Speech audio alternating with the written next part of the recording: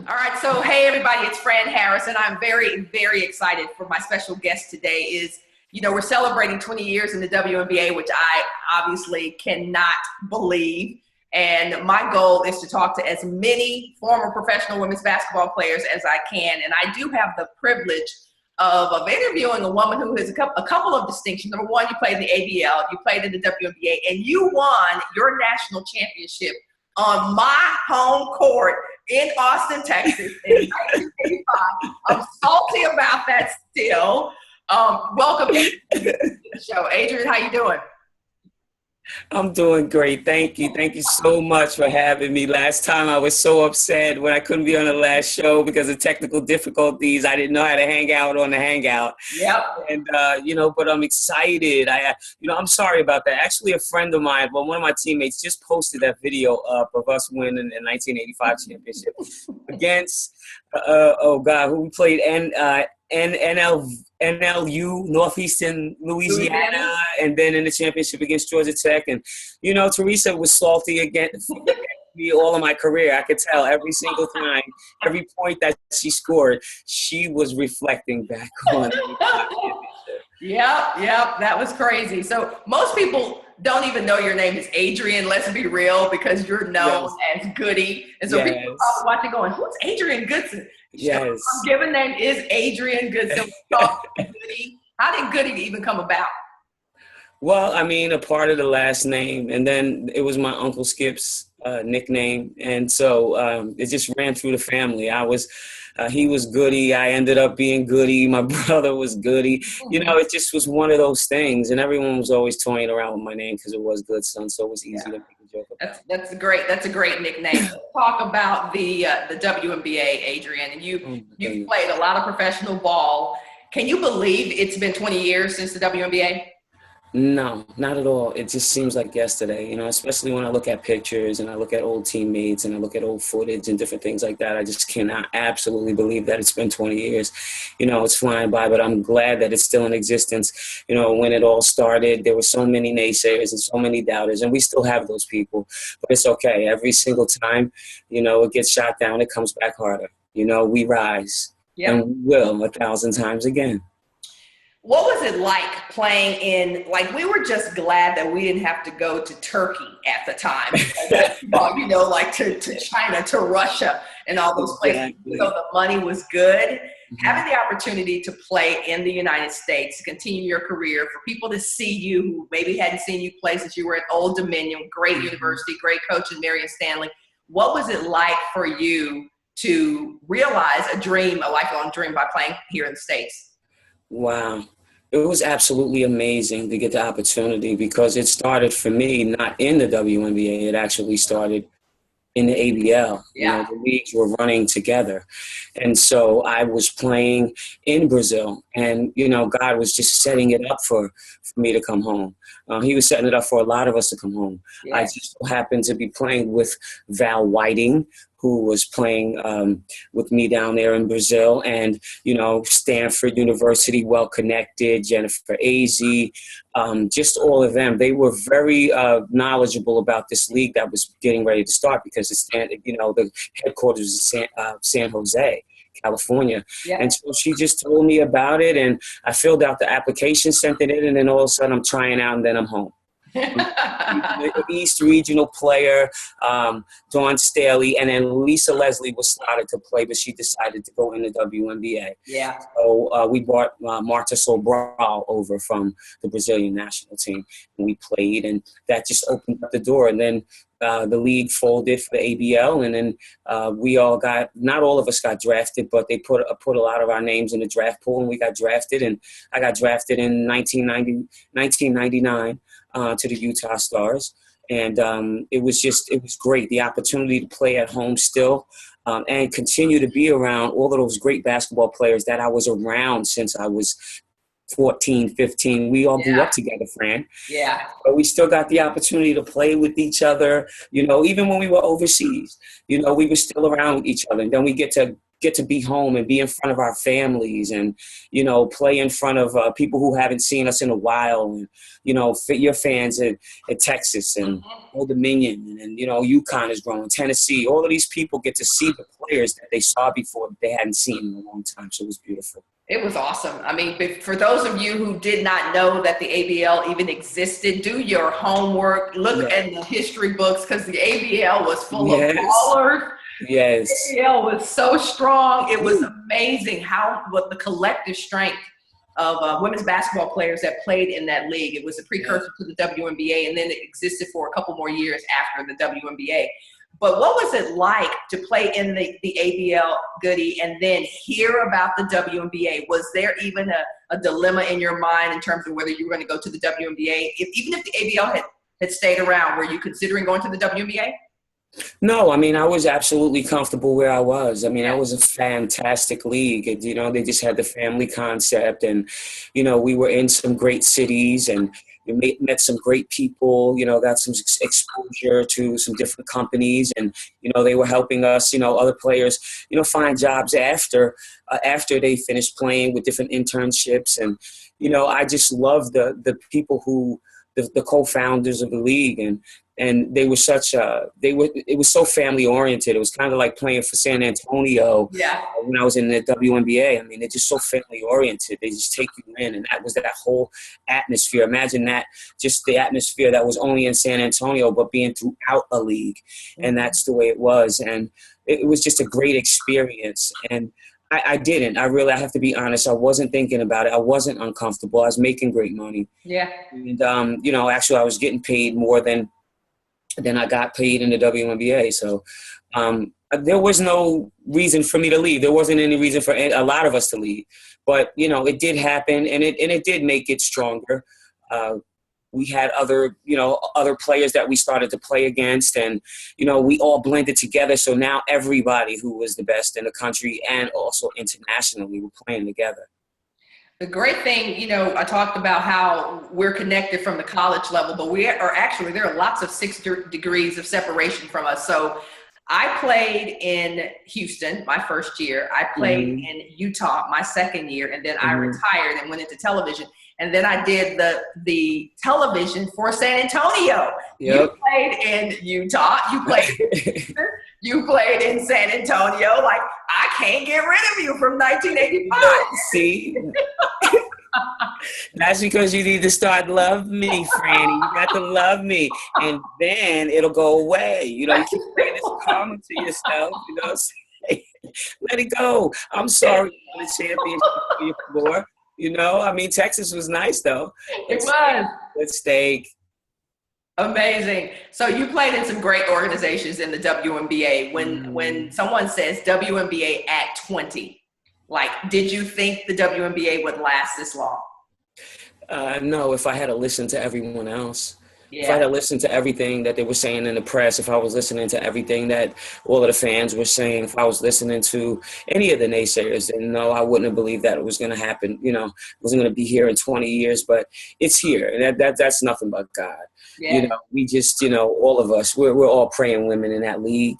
We all have praying grandmothers and so it's just, I'm just so glad that it's still around with all of the adversity and all of the things that happen to try to tear it down. That's how you know that the foundation is built on something great. How do we get the younger generations to understand the shoulders that they stand on? You're a little bit younger than I am, but I know so much about the women who played before us, Lynette Woodard, Ann Donovan, Curry, Ann Myers. We know so much about them. And I feel like the younger generation, they know nothing about the shoulders that they stand on. How do we help them get more connected to the history of the game? Absolutely. I think that the people that came before us, they were absolutely a lot more engaged. And I think that they were brought back in. When people graduated from Old Dominion, it would take 7, 8 years before I wouldn't see these people again. They continued to come around. They came and they taught us, and they wanted to be a part of the program. I think where it starts is, and we had some powerful meetings this year at the Final Four, is where the former players have to be utilized. You know, they need to see our faces. Yeah. They need to see us in those offices. They need to see us out on the court. They need to see us so that we can be an extension, you know, to them, to greatness, and show them the way, and show them how they should conduct themselves in society, how they should play on the floor. We can show them about commitment and dedication and all of those things. So they're not exposed to it, so that they're never going to know. And these kids right now, they're really not that good about studying their craft. See, the only things that we had to resort to were books. You know, now they have the internet. They have so many things that they have access to, but what they have more than we had was the video. Yeah. Okay, so now they have more video footage, which I don't think that they utilize enough of. They go on YouTube, but they watch the wrong videos. They watch the finished product. They'll watch all of the top 10 highlights, but they don't watch the things that get the person to the top 10 highlight, or gets the person to the MVP, or gets the team to the championship. They don't watch the blood, sweat, and tears. They watch the final product, you know, and they don't understand. And I think another thing that hurts the game and hurts these young kids are the parents. The parents are just like, they're too engaged. They need to get away. My parents would never have done some of the things that I see parents doing right now, being disrespectful, getting in the coach's face, you know, getting coaches fired over stuff that it should never even be an issue. You know, if your kid is a true baller and you allow for the coach to teach them, we're not just teaching them how to play basketball, because I know when I teach these kids, I'm teaching them how to be good, you know, basketball players, but I'm also fostering, developing their mentality, their physicality, their spirituality. There's so much more involved in that. I don't just teach them how to play basketball. And so parents have to step aside and allow that to happen. Yeah. How difficult was it at all for you to retire? You know, what was it like when the final ball bounced for your career? I know you're still training. I know you still play. But what was that like when you made that decision? Oh, absolutely. Just emptiness. Yes. I had been bouncing that ball since I was 7 years old, Fran. Yeah.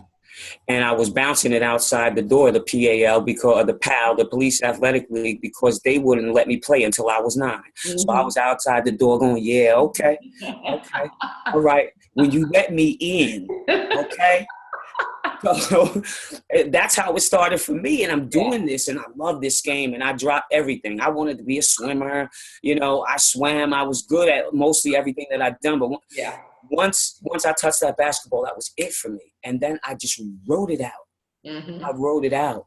My mother put me on punishment when I was 12 years old and told me, go in there. You're not going outside. Go in there and watch a basketball game. I was like, yeah, right, Ma. There's no women's basketball game on. You know who it was? It was Old Dominion playing against Tennessee in the championship game.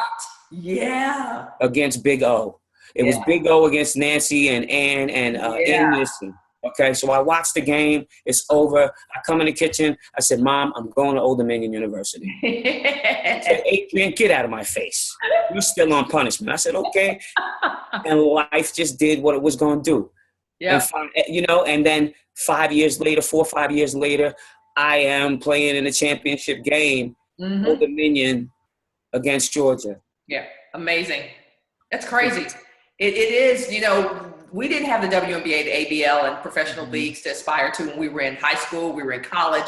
It was just like, you know, what were we going to do? And then you get that opportunity. Do you think the young girls today really know what opportunities they have? No, I find it kind of difficult when I'm up at high school and the kids don't even know that they're supposed to register with the clearinghouse. Yeah. So you do the math from there. You know, and it's just that our kids just absolutely have no idea how to access their resources. And then if you don't have people around you to show you how to access your resources, depending on your income bracket, you may never be exposed to that. And most of the great athletes don't come out of the high income brackets. They come out of the lower income brackets where we're not exposed to as much information as we need to be. Right. So it affects us all across the board. But for the most part, you know, with most of the kids, They just don't access their resources the way that they need to. I don't think that elementary and all the way up to high school is set up for them to be successful unless they go to a school that's known for basketball or known for football or known for whatever sport it is, and that coach is in the know and knows exactly what that kid needs to do and exposes that kid in the proper way. Yeah. When I talk about retiring, one of the things that is very difficult for all of us is, because when you're playing at the highest level, like that body is tight, it is right, it is, and then all of a sudden, you're like 20 years, you're like, well, wait a minute, where what's suck it in, and now you are very fit, right? And I was talking to Tina Thompson the other day, and she was like, when I saw you last year, like a lot of us don't look like we used to look, and you still look like you used to look. Yeah. I have a high metabolism too. I'm trying to deal with that. I have the opposite. It's just like I'm trying to eat everything, and then someone over here is trying not to. My thing is I have to find the right foods. I can't eat the high burning, fat burning carbs. Yeah. Like a piece of pizza or spaghetti's not good for me. Yeah. I gotta have a carb that's fattening and that's gonna stick to the rib like a oatmeal or grit or something like that. And it just burns right off because I'm so active. Yeah. So I'm trying to deal with that, and it's a whole nother thing. But it's aggravating. People think that that's like, oh yeah. I'm like, no, really, man. I would like to put on 10 pounds. I put on 5 and lose 3. It's just like, yo, forget it. I'm not worried about it. Forget it. Yeah, people gonna be commenting, oh yeah, cry me a river, Goody. Like, cry me a river. Goody, I have to tell you, like, the crazy thing, like, I was fine, and all of a sudden I started getting boobs, and I was like, what? Boob thing? Like, what? No! Like, I don't know what to do with these. Really? Yo, I can tell you're the first that's ever said that.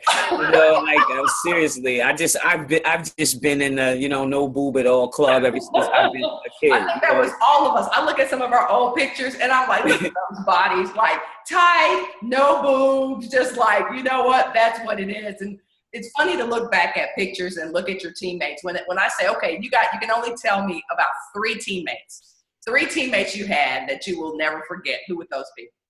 Oh my gosh. Marco's one of them. Oh, definitely. Yeah. That's first on the list. I miss her so much. It's not even funny. Sometimes I have a really hard time with that. I never thought that she would be the one that would go first of all, or not even be here. Mm-hmm. But her sisters are so good. They keep us in the loop. They keep us in the know. And her kids are so beautiful.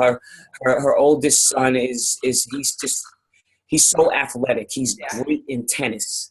He's absolutely great tennis player. He's great at basketball, everything that he does. The younger one, he's still young. He's coming along. And, I stay in touch. Like, as far, if it wasn't for Facebook, I probably wouldn't even know what they're doing. Yeah. To be quite honest with you. And God bless them for like keeping us in the know with that and keeping us posted on how the boys are growing and stuff like that. And everybody's doing good.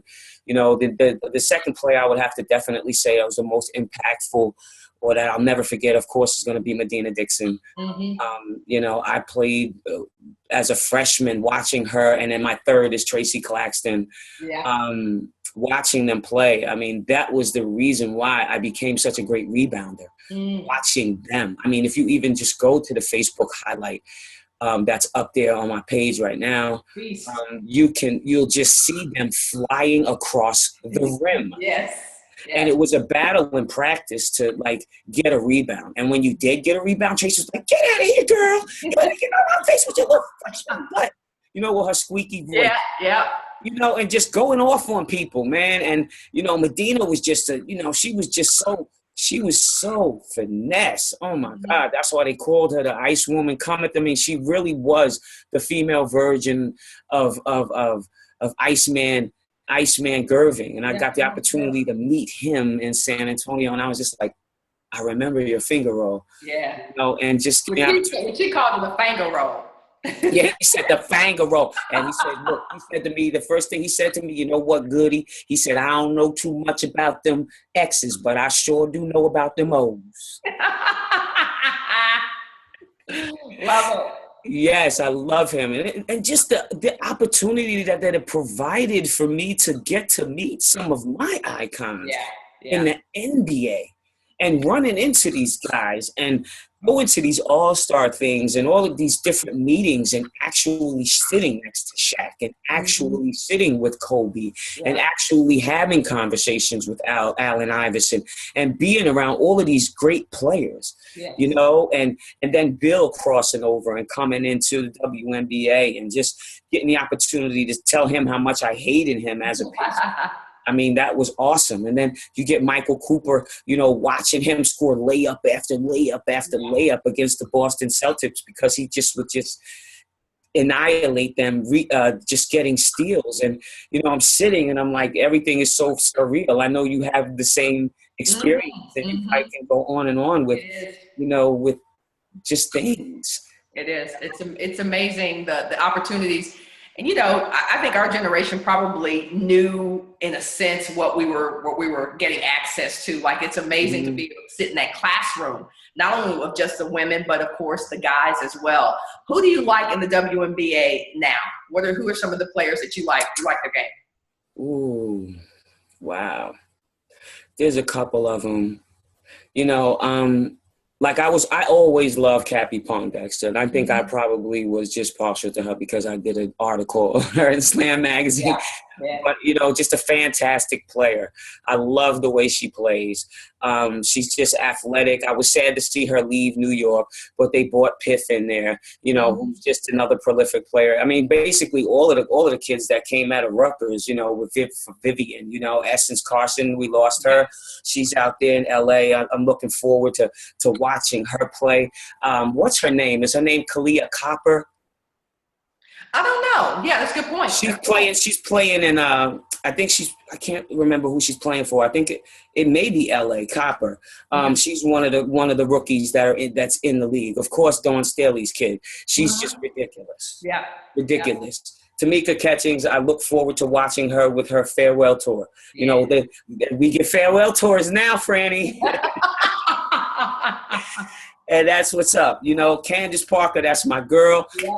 For various reasons now, you know, I almost turned into a Spark fan, you know, in recent weeks because, you know, Candace. But I look forward to watching her play. She trimmed down a lot, you know. And to go back to what you were mentioning about some of these kids in shape, I saw a lot of kids get cut this season because they came in really, really out of shape. And, you know, just to any of the kids out there that may be watching and the young players that are looking to come and play on this level, you cannot come on play on this level and be out of shape. You cannot come into training camp less than 80%. You need to come into training camp 80% or better. Because you got people that are coming in from overseas, and you know, I just love the players that love to keep their bodies in shape, and they're just getting after it. You know, I love watching those types of players, and I'm not really partial to any player. I just love the athlete in general because I just sit there and go, wow, what kind of drills can I put her through? You know, that's what's going through my mind. You know, I got several players that I love to work out. But you know, for the most part, I don't have any favor, but I can say this year it's definitely Candace Parker. All right, last question for you. What are you up to and how can people connect with you? What are you doing these days and how can people find you? Oh, jack of all trades, you know me, in the education system. But outside of that, I do player development, and that's on all levels, from K through 8 all the way up to the pros and different things like that. And I put them through drills. I do off-season workouts. We do in-season workouts, you know, one-on-one team workouts. My handle is hoopheadnation@gmail.com. Right. hoopheadnation@gmail.com. That's how you can get in touch with me. I work everybody out. I love working people out. And, you know, my biggest thing is I like to sit down with, especially if it's a kid, I like to sit down with the parents and talk to them. talk to them about what it is, what their expectations are, what the level of that of play that child has at that moment. I'm just real excited about what I do, getting ready to go back to school and, just getting it in. I keep it moving, and try to continue to put the love that I have in this game.